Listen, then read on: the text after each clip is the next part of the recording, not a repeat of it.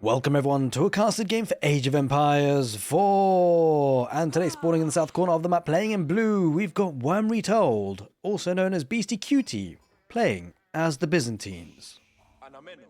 And battling out against him today in the north in red, we've got Aoe4 playing as the Abbasid dynasty. Welcome everyone to Dry Arabia. Now as always, I hope you're all having a great morning, good afternoon, maybe even a good evening. And I know what you're thinking. You're thinking maybe a bit of deja vu here. And well, that's because actually we've seen a match like this very recently in the last couple of days. I've probably uploaded it with the same players, same civilization matchup, but of course this is a different match. And the reason why that's interesting is because we might see some different strategies on today and maybe a different outcome, different style of play, different units maybe, despite the same civilization matchup. Now what's cool about this is that actually the Abbasid dynasty are seemingly getting, well, a bit more, I guess, limelight. They're getting more attention. A lot of people are focusing on the eco wing and how strong it can be. But let that not fool you, because the Byzantines, they have been an incredibly powerful civilization for a very long time.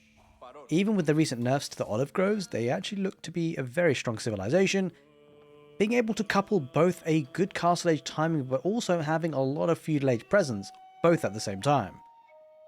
The Abbasid dynasty are a civilization that typically gets a lot of villagers very cheaply, multiple town centers nice and early if they do go for the economic wing. Of course, different ways to play the Abbasid dynasty, 4 options available to them per age up. Well, obviously you reduce them as you age up in terms of number, but you start off with 4 possible options: the economic wing, military wing, culture wing, and trade wing. We'll see what Aoe4 decides to go for today. Now this matchup is certainly an interesting one. If you take all the levels in terms of skill levels together, the Byzantines typically rule the roost. They do a lot really well against the Abbasids. Of course, it depends on the map and the skill levels. And if you do actually go up the skill levels, it seemingly appears that the Abbasid dynasty start to take over a little bit. Of course, though, we've seen this matchup before. We've seen, maybe unexpected outcomes, and maybe it'll be an unexpected outcome today as well. Got the Grand Winery. No real, it's not unexpected in terms of the tech ups here today. We've got the Grand Winery. We really kind of expect to see the Byzantines go for this. A very strong landmark, and it just scales very, very well for the rest of the game for the Byzantines, because what this does, it allows an additional 60% olive oil being gathered from the berry bushes or the olive groves, and that enables them to make a lot of mercenary units. On the other side of things, Aoe4 looking to get the eco wing, quite likely to get multiple town centers. And of course the eco wing unlocks Fertile Crescent, which does reduce the cost of the town centers and the houses, and all the economic buildings as it happens. It's a really quick way to get the eco booming for the Abbasids. Now I would like to say a very big thank you, by the way, to everyone who's been supporting the channel. You guys are absolute legends. Thank you, thank you, thank you. If you have been enjoying the content, maybe consider subscribing. It could be something that keeps you up to date with the casted games that I upload. I'm uploading maybe every other day.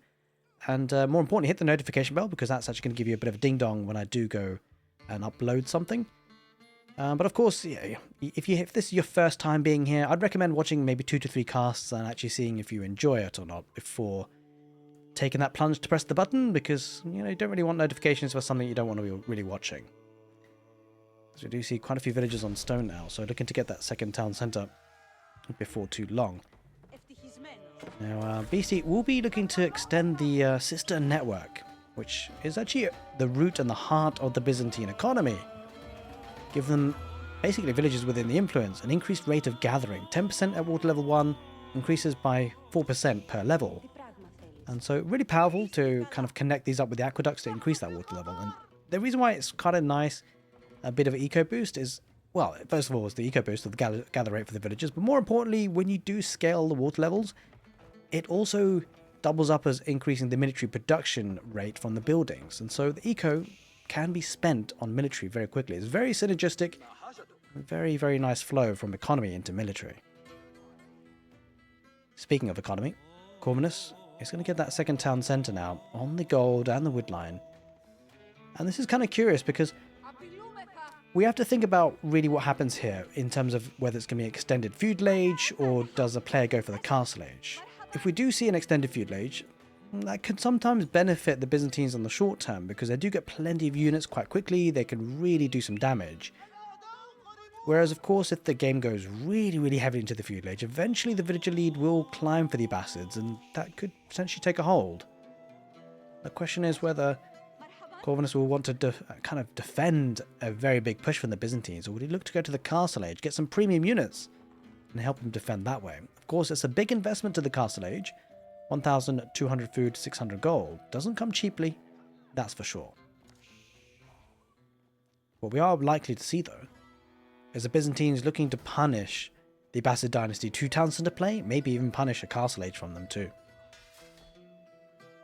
Going for some Limitanite, getting the upgrade to the hardened status, and I'm kind of curious to see what military contract he goes for here. Could potentially see javelin throws. Oh, in fact, we will see javelin throws because that's the contract he's chosen. And a big reason for that is actually, well, it makes it difficult for the Abbasid dynasty to scale into their archers. Of course, they actually get composite bows if they do go for the military wing in the Castle Age.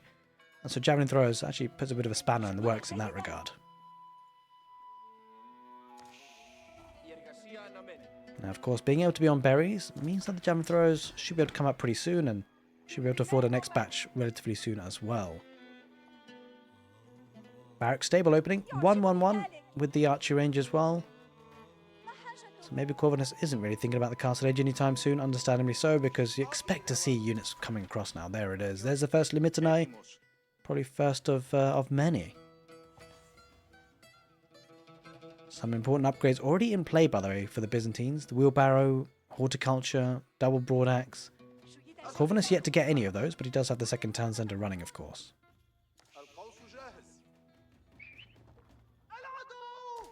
Ooh, double barracks, in fact. Within the archery range, you can see production buildings really starting to come down for the Byzantines. And I wonder if he's going to get siege engineering before too long. He's already getting steeled arrow, so really committing to some feudal age pressure, some feudal age upgrades.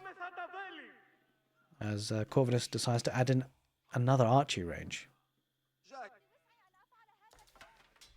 Now, with an all-in push, or maybe a strong push in the feudal age, coming in for the Byzantines most likely, it actually pays off for the Byzantines to get a Cairo siphon or two. It can really do some structural damage whilst the units are fighting. And in fact, it's almost necessary because actually standing and fighting between 2 town centres is not ideal. It's going to be difficult to do significant damage that way. And you can see Iron Undermesh coming on in. That will help him actually go quite close underneath the town centre. Another thing that would help with that is the shield wall ability for the Limitanite, which reduces the damage taken from ranged attack by 30%. Pretty powerful if it can be activated and you've got a large number of them. They can actually go right deep in the base of their enemies. A couple of horsemen coming out now for Corvinus just to see what it can do. Find a way around maybe. Try and harass some economy, but it's going to be difficult now with the palisade walls up and running on the west side. Very limited angles of approach now for Corvinus. As he does now look to get Iron Undermesh himself and also double broadaxe. So be careful not to run into the Limitanite. Does well to circumnavigate that. But you can see now quite a few units for the Byzantines starting to poke their heads across a little bit. Javelin throwers might actually pick off a villager. Will get the villager in the end. Holy moly, they can throw far. Now, certainly a different style of opening from the previous match that we saw of these two players with the same civs. Of course, at that time, Corvinus actually opted for the military wing. 2 horsemen should be able to pick off 1 villager at least. I suspect Beasty will pull them away, although with wheelbarrow it might not be that easy. We'll get 1 villager in the end. And here's the Cairo siphon now being built for Beasty. It's going to put some pressure very soon. Will he try and get a second one? I'm not so sure. Akratoy has been deployed. Body blocks as well, so we'll get some good damage on the horseman. Oh, he does get another villager in the end. So 2 villagers go down, but he has to sacrifice 2 horsemen for it. Probably a trade worthwhile taking. Question is, when does Beasty decide to... Well, he's going to go forward with the first Cairo siphon anyway. Wasting no time. Villagers actually might get some torch damage out of this. Yeah, they... Well, almost did. Got 1... volley of the torches. It's got to be careful here, Corvinus. He doesn't have the upgrades. He's kind of housed pretty badly at this stage, actually, as it happens as well. He'll want to torch this down. He's not reacting to it just yet, which is kind of a problem. Mostly using the archers. I mean, he doesn't really want to walk into the fire, but he's going to look to repair before anything else and just keep the villagers working, ideally. But 8 villagers are idled. And now they're back at work again.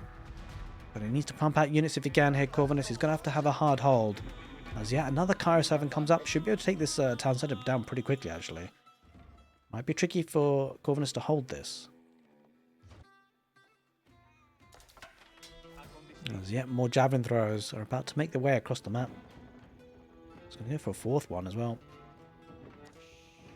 Now this is a playstyle that we actually very commonly see for the Byzantines in the early game. And as it happens, the Byzantines are pretty favoured at the lower levels of, well, skill levels of Age of Empires 4 because of this. It's very difficult for people to hold this push.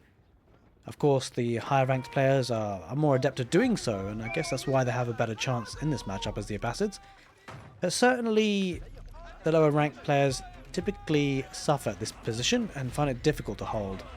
Maybe Corvinus can show us how it's done. Horsemen diving on in, trying to take down many of these Cairo Siphons, but two of them are half health. Ideally would have wanted to have taken one down fully. He's repairing with some villages on the back. 8 villages garrison inside. Here come some more villagers with their torches. Now, there aren't terrible numbers of archers actually as it happens, so I think Corvinus should be able to hold. Takes up one Cairo Siphon, about to take the second, he does, and the town center is repairing. Now, he might lose most of the units here. Javelin throwers, though, will take some time to be killed. He's got a couple of horsemen there. That's really what he wants. Villagers are chasing this down, so he's quite keen to take down the last Cairo Siphon and then back away with his villagers. A lot of villager idle time as it happens, but the big thing is that he didn't lose too many, right? He actually only lost, well, one villager in the end. In fact, he's actually killed more Corvinus here than he's lost, and he's actually going to be able to take the berries on the front now. Probably a good time to do so, because he wants to take it whilst he can, right? But javelin throwers, Limitonite, if they can still build up in numbers, it could be the army composition that Beasty needs. Horsemen, though, still getting good value, although Limitonite, 2 of them now. Yeah, good micro by Corvinus. Is focusing on the Limitonite as much as possible, but he has now lost his archers, and so these cavalry units may have to back away because Limitonite will melt through them. He's just trying to thin out the numbers as much as possible, try and take a decent trade if he can. But now might be the time to back off here. He does that, but he's only going to survive with 2 of the horsemen. Village elite now starting to build up 20 in total. Bear in mind, they're water level 2, means that it does have 14% extra gather rate on his villagers, which goes some way to narrow that villager deficit, the economy deficit. And it looks like, though, that Corvinus is thinking about the castle age. You can see the food income and the gold. Although, actually, he's not... Okay, he did move villagers away from gold for a moment, but he's back on it now. Oh, wait. Limited. I could have focused on those horsemen, didn't in the end. Corvinus might have to pull these villagers back. It doesn't really feel like a position that he can hold just yet. Oh, horsemen dive on in, but Limitonite are in position, and yeah, I don't know about this from Corvinus. He's going to lose quite a few horsemen for free if he's not too careful. The villagers are still gathering the berries as much as they possibly can. More archers are adding on in, and actually Beasties he's putting away. It's kind of curious to see. Maybe he just wants to group up together and have a bit more of a convincing push on that position. We'll have to see. I'm kind of expecting to see the military wing, right, for the Abbasid dynasty. Be unlikely to see anything else. We'll sort of see. We'll get confirmation on that. Maybe Beasty's thinking about the castle age himself.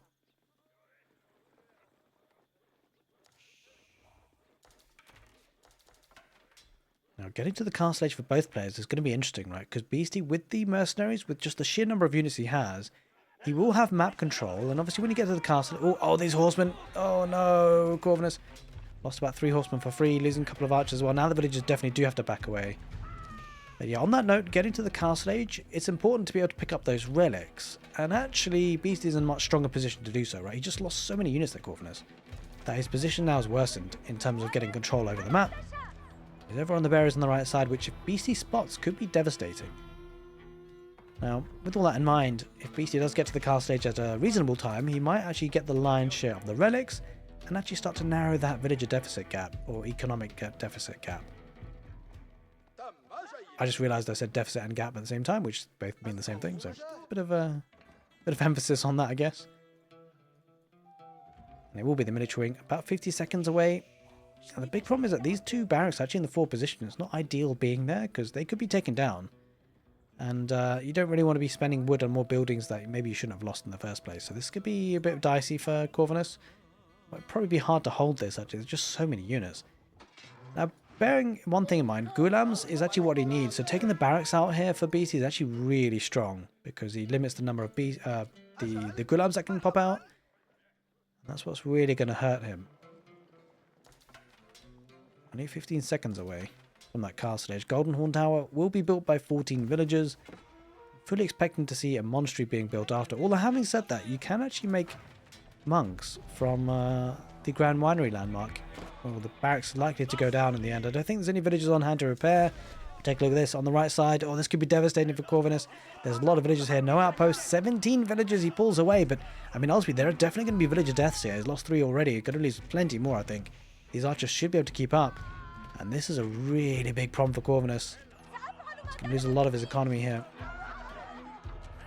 He doesn't have any units here, but I guess in a way, I mean, there's no silver lining to this actually. I was trying to find one, but maybe you could say that it's going to start to mess up the Gulam. We've got more space to do so, but I mean, he's losing eco units for sure. The other side of things, though, looks like Corvinus looking to put some pressure on himself, get a bit of a counter-attack with his archers, a couple of camels as well. Of course, the camel riders did come out, courtesy of the military wing. The castle age now in play for the Byzantines, possibly expecting to see Varangian guards maybe here. Oh, yet more villagers going to be dying on the farms. He's trying to go for the wood line. Might get one villager kill. He does indeed.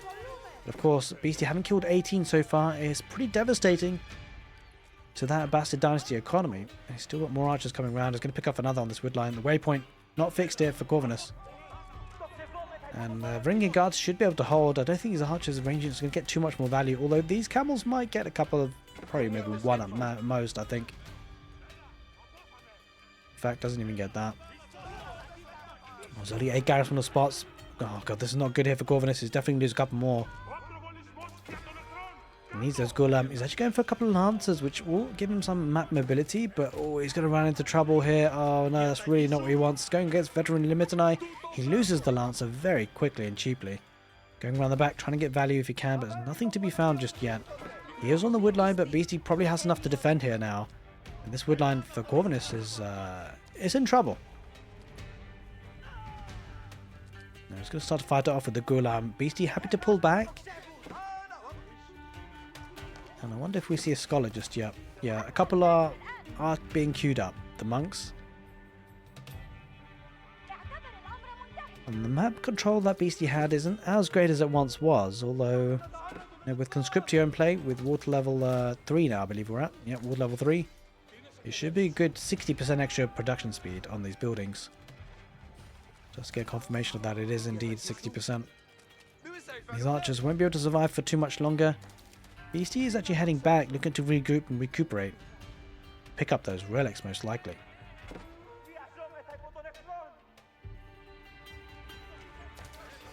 Going to take care of these 2 Gulam, which maybe is not necessarily a bad problem for Corvinus because it allows him a bit of breathing space. He's getting food off the map. He might need a farming transition. In fact, he's got a bit of a farming transition already. Here we go.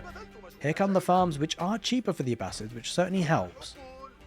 But of course, Beasty has already got a big chunk of olive groves, and so the army production is going to be continuing to be very smooth for Beasty. Look at that, it's 57 military units. That is insane. With that number of units, it shouldn't be too much of a problem for Beasty to pick up some of those relics, if not all of them, in fact. It's always an option. Looks like Beasty is actually mining stone as well, and could potentially think about adding in a second town centre just to keep up on the villager count that the Abbasids are leveraging at the moment. Oh, the archers just went past the monk. Wasn't attack moving, so didn't actually pick it off in the end. It's a bit unfortunate.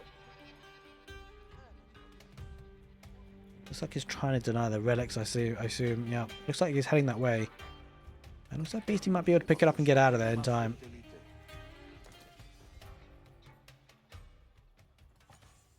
Now, a lot of the army is a bit dotted around here for Corvinus. He's going to need a bit of a hard hold here. He's got a good few Gulam though, so probably should be able to manage it actually as it happens. Not too many Varangian guards for the Byzantines, so the Gulam should manage against the spearmen and javelin throwers. Can't really say the same for the cavalry units. But I mean, it's a good engagement. He's actually killing some more villagers, Beasty, as it happens. Around the back, on the deer camp, nothing really happening. Not losing too much here, Beasty, at all. And he's causing some troubles on the front line. He's picking off the archer numbers, really taking them down, but the Gulam should be able to triumph. Not really much of a meat shield here for Beasty in terms of Varangian guards or heavily armoured units.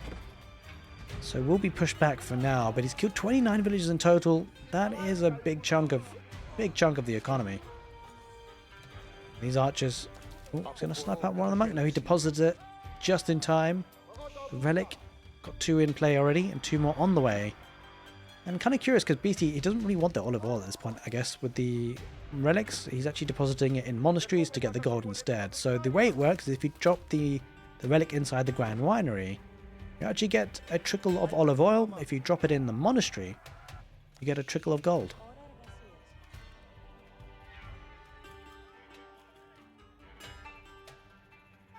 Now back at home, the farming transition for Corvinus meant they didn't really have the wood for a mosque. Hasn't got one yet. So he's not really been able to challenge for those relics. Now, granted, there's a villager difference, but that's starting to be mitigated by both the villager gather rate enhancement of the sister networks, but also the relics that are coming in play. Wouldn't be surprised to see Beasty even look to try and maybe get some of those sacred sites.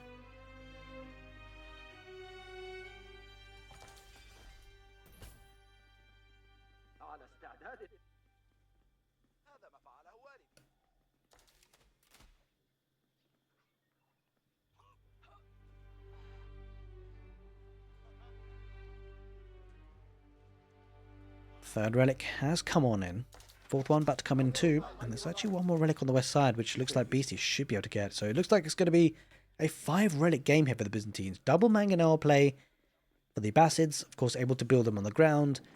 It's actually a strong feature of the Abbasid dynasty playstyle at the moment. I mean, obviously, this is actually on Season 8. And so by the time you're watching this, there's quite a good chance that we're on Season 9. Where the mangonels have been nerfed a little bit in terms of, well, they no longer track their enemies when they fire the projectiles, but more importantly, also the radius of the damage of each boulder has been reduced. So really, I'm not sure they're going to have as big an impact, which does hurt the Abbasid dynasty a little bit because, oh, in this sort of situation where actually you're outnumbered and you want to rely on the mangonels to get you out of a bind, maybe even push the issue, as it looks like Corvinus is looking to do now. Sends a scout forward just to find out as well what he is up against. So he knows he does lose the scout in the end. Good mangonel shot there. Takes out a decent number of those javelin throwers. The question is, I don't know if Corvinus really has enough to dive this just yet, right? It's always a catch-22. You kind of want to use your army and do some damage, but at the same time, you don't want to dive in too deep because of the defender's advantage. Units will be popping out very quickly here for the Byzantines. And so this army might be overwhelmed. He's trying to get damage input whilst he can, though. Oh, look at that. 2 camels pop out. They're going to try and focus on the mangonels, maybe? No, won't quite manage it. And sure, it's causing idle time, but this is looking to be a fight that Beasty should be able to hold without suffering too much. A lot of the villagers have garrisoned inside protected areas. He's got a springald on the right side, so loses the mangonel. 2 gulams are going to chase that springald. He's trying to get away with the mangonel if he can. Does manage it just about, but look at this. I mean, the army is just overbearing here for the Byzantines. He takes care of the second mangonel, and it felt like a bit of a throwaway of the army here, Corvinus. Doesn't have that much food in the bank to replace it with, and actually Beasty probably wouldn't have minded this too much, really. Bit of a curious decision to see that big dive in without sort of an overwhelming group of siege. Looks like now Corvinus has to back away with what he can. It will be difficult because, of course, the ringing guards are in play. They could also use the berserking ability if they wish to try and dish out even extra damage. Yeah, Corvinus definitely has to back away. He has got a strong economy behind this, but he's got to survive the rebound attack here from the Byzantines. Although he's actually backing away. It looks like Beasty making a bit of a play for the sacred sites. You can see actually the foundations of the outposts, which are very strong for the Byzantines, by the way. They can actually get mangonel emplacements in these outposts. Makes it very difficult to push against if you're using infantry units, which is exactly what the Abbasid are doing today. Might need some rams, but either way, what it does is it secures this area of the map, the portion of the map, gives extra vision, maybe even protects the sacred sites if they are captured. The farming transition is slowly but surely coming online for Corvinus. Composite bows coming in as well, which is a bit of a curious one. I'm not so sure about archers in this stage of the game, actually, as it happens, because you typically see heavily armoured units, where you expect the Byzantines to go for the Varangian guards. They've got javelin throwers from the mercenaries, and really archers don't cut it. They can, they just don't really. They can't go against Varangian guards and javelin throwers. 2 of the natural counters to them, really. We'll see what Corvinus decides to really take into. Got some veteran horsemen, which again, it's kind of curious to see. I mean, there are a handful of crossbows. They'll do okay against the javelin throwers.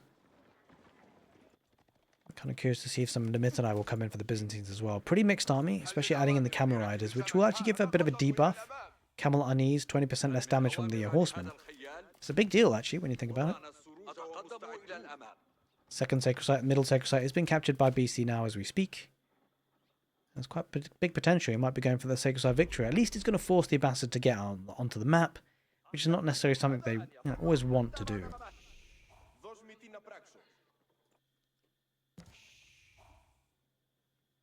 Now bear in mind, there are massive amounts of gold in the middle of the map. 8,000 gold vein tiles.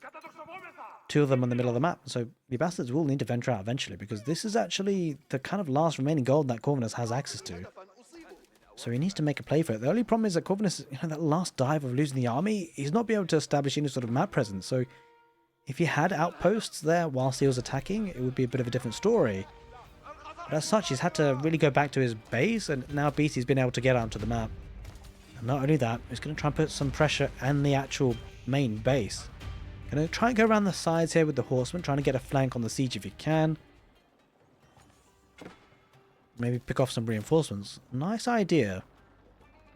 Oh, I love this play. A forward house. You might be thinking, why would you build a house there? Not the most safest place to be in the world. Well, actually, border settlements means that he gets a lot of vision, and he's going to see exactly what's up. Look at that. Look how much vision he's got because of the house. A lot of ranged units. He's pulling away a couple of Varangian guards with the horsemen. It's actually decent for Corvinus. He's going to try and ride on in now against the crossbows. This should be a good fight, actually, as it happens. I think he'll be fine here. Corvinus, as long as he can take care of the Varangian guard numbers. He's got defender's advantage after all. He's got a good number of crossbows in the back line, which certainly help to take care of the Varangian guards. Yeah, I mean, defender's advantage really works out for him here. Springall's not really being able to achieve too much. Nothing in the way of mangonels to be taken out just yet. A couple of crossbows on the right side for the Byzantines will make some damage on the Ghulams, but I mean, realistically, it's not enough. And the archers for the Abbasids taking them apart. There is a monk was looking to heal on up, but will lose his life in the process. And yeah, I mean, eventually, Corvinus will push this back. But what this has allowed Beasty to do, don't think of it as a loss for Beasty. Not at all. Sure, he lost the battle, but he's definitely not lost the war. And look at this, the mangonel emplacements now coming on in. Sacred Site Timer has been activated, and he's got a real win condition here, Beasty. A real objective, which is to defend those sacred sites. There's that mangonel emplacement we were talking about.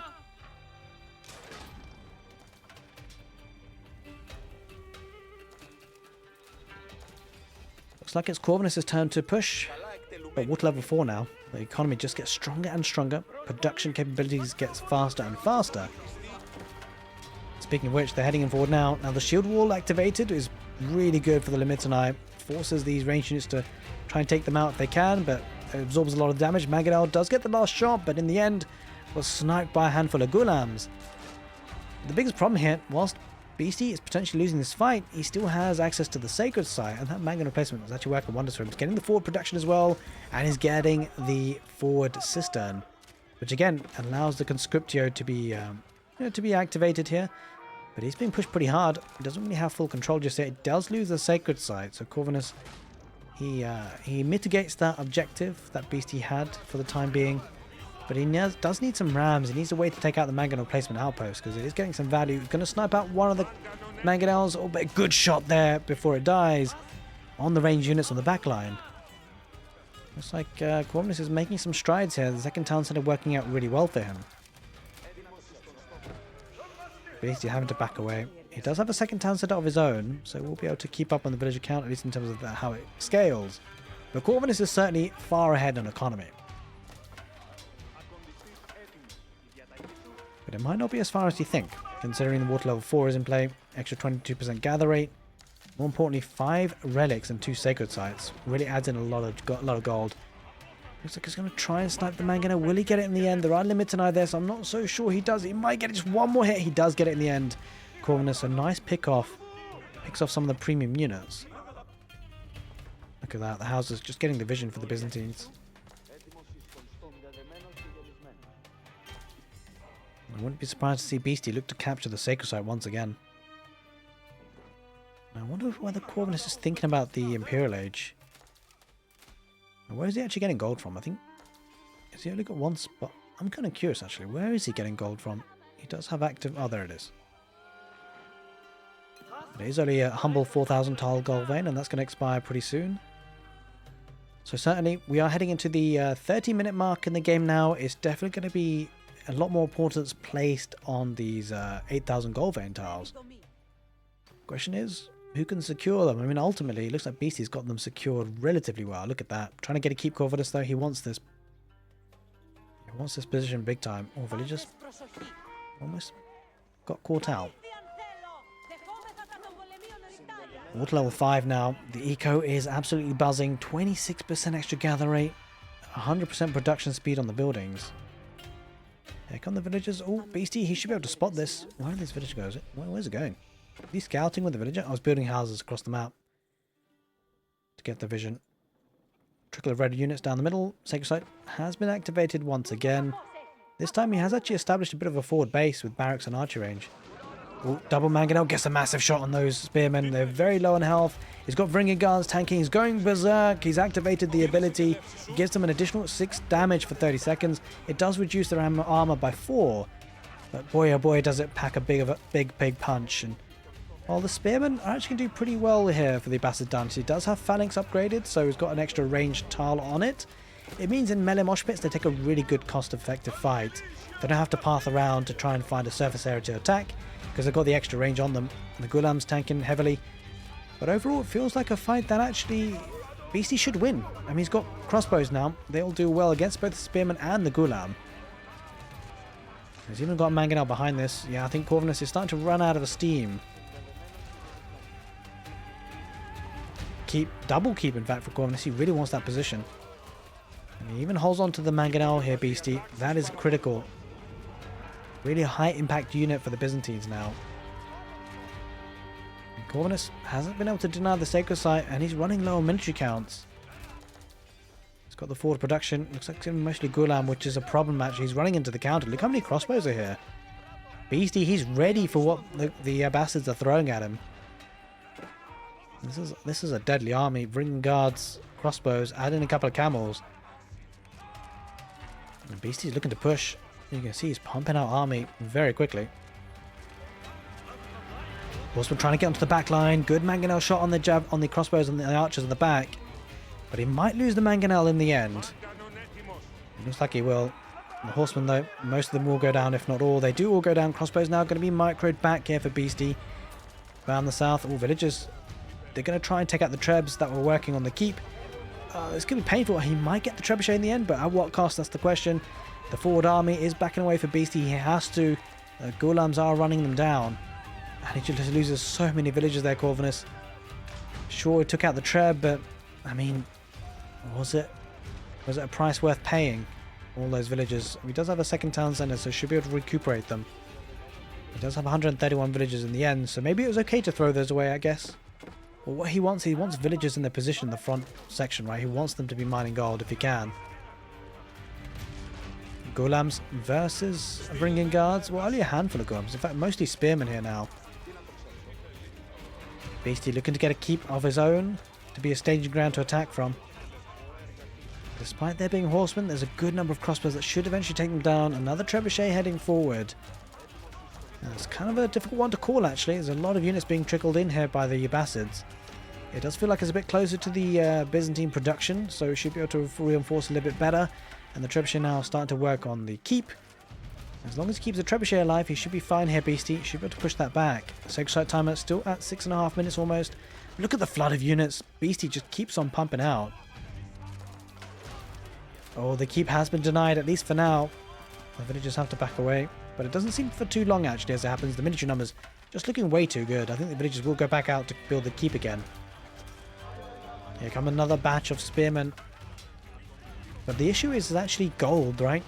Beasty, he's able to continue to produce gold units. He's got, 5 relic, 3 sacred sites. He's got gold coming out of his ears. Corvinus, on the other hand, he's struggling. Villagers here not mining gold. He's actually having to repair. Here comes a ram. Going to work on the outpost. I wonder whether Beasty actually stops this, or I guess he has to, right? He should be able to take this down. You know what, Beasty might be thinking about going to the Imperial Age. The military is so good here for Beasty, but so is the economy. We'll take down the ram in the end. 5.5 minutes on the clock for the Sacred Site victory. Horseman going to run on through, trying to get some eco damage if he can. Try and pick off a trebuchet or two. There are 2 of them, in fact. Beasty's army is getting in position now to defend that.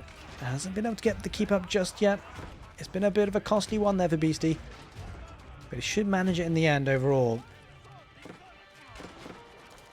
The horseman going right for the economy, but Agritoi is a thing here for the Byzantines if it is deployed. Villagers coming out to take out Trebuchet won't manage it this time. The villagers die a painful death. The keep goes up. And behind all of this, Beasty going up to the next stage. Initially Palatine School, but does switch it up to the Foreign Engineering Company. Probably the right choice. They've got plenty of olive oil in the bank. A couple of Nester Bees could be devastating. Now 2 Trebuchets will make pretty quick work of this keep. There is a spring order, but it's a single one. In fact, there's 3 Trebuchets working on this as it happens. He does lose one of the Trebuchets. Possibly he loses a second. Village coming out to repair, so should get another hit, but he needs one more if he can. Will he get the third? He does get the third and final hit.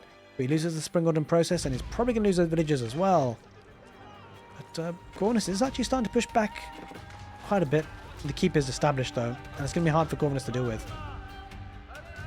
Now when Beasty does get to the Imperial Age, once those upgrades kicks in, it's going to be powerful. It feels like Corvinus is really hard stuck in the Castle Age.